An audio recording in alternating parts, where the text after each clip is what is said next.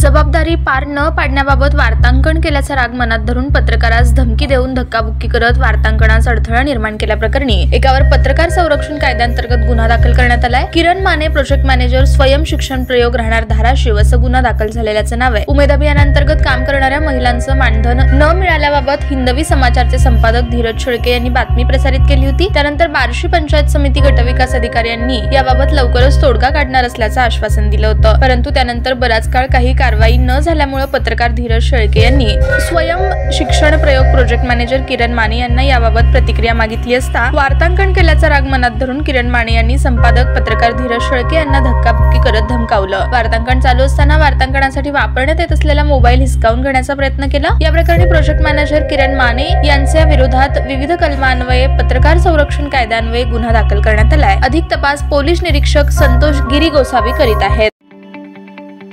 ताज्या बातम्या पाहण्यासाठी प्राईम महाराष्ट्र न्यूज चॅनलला सबस्क्राईब करा।